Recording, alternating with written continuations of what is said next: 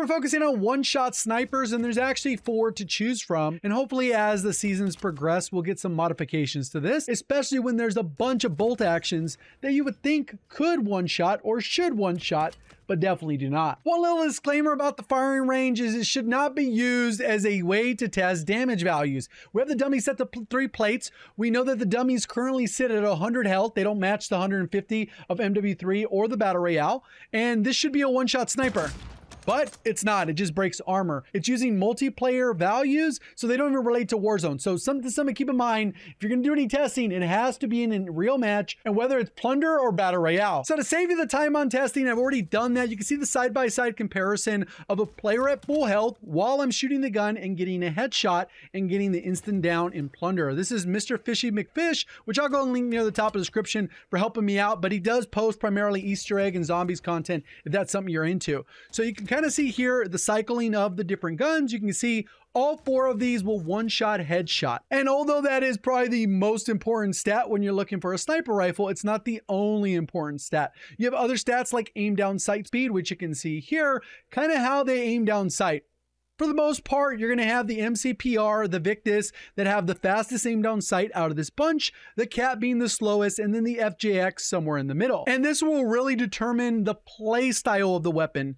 Obviously, if you get a faster aim down sight, you can be more aggressive. If you have a slower one, you kind of got to pre-aim a little bit or just be a little bit quicker with your drag scoping to get those shots on target. And lastly, one of the other characteristics that's pretty important is bullet drop. So what I've done with this one is I put on that vulture optic. You can kind of see a target at about 100 meters versus a target at 200 meters. One thing I'll point out is some of the optics just look a little bit wonkier on different guns. The Pull-em Yacht and the Cat, you can see right here where the level of zoom is slightly different than we're seeing with the MW2 guns. So it's just something to consider when you're choosing your optic, that it might look a little bit different.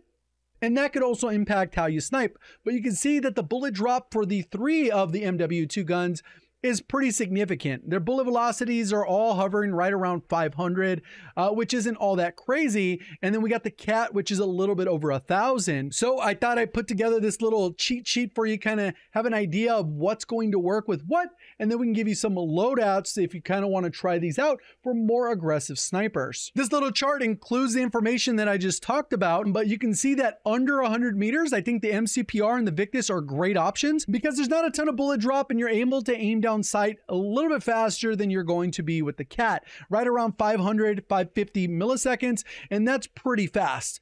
At least for this game. Then when we jump into the 100 and 150 meters, you can go ahead and see that those tiers kind of drop off a little bit, and the Cat becomes a little bit better because you're not going to have to deal with as much bullet drop, and bullet drop becomes a bigger issue for all 3 of these other weapons. Then once you get out 150 plus meters, as we saw with that bullet drop on 200 meters, becomes pretty significant to lead the shot. And not only that, you have to be aware of the bullet travel time, and you can literally see the bullet trace, which is kind of a cool effect if you're playing Battlefield, but with it that slow in this and the movement as fast as it is, it becomes very difficult, near impossible to hit a target unless they're just standing still. And then you can see there S tier for the Cat, so it becomes slowly better the further it gets out, and then the other ones all become worse. And I put the FGX as the worst sniper that you can use out of the one-shot category because it has a very slow aim down sight. You might as well use the Cat, or go ahead and use one of the other ones to just be faster because the muzzle velocity isn't enough to justify using it over the other 2. And something a little bit just to throw it in there because people don't realize how broken the Kar 98 was.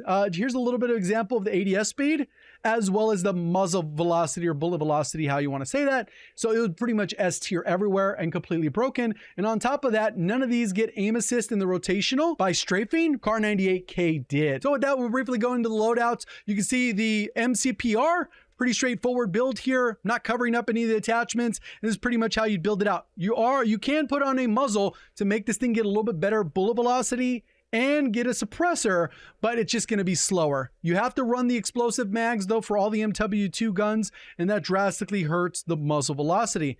One thing I will point out is that you could actually get rid of the laser. They added a brand new optic as far as aftermarket parts.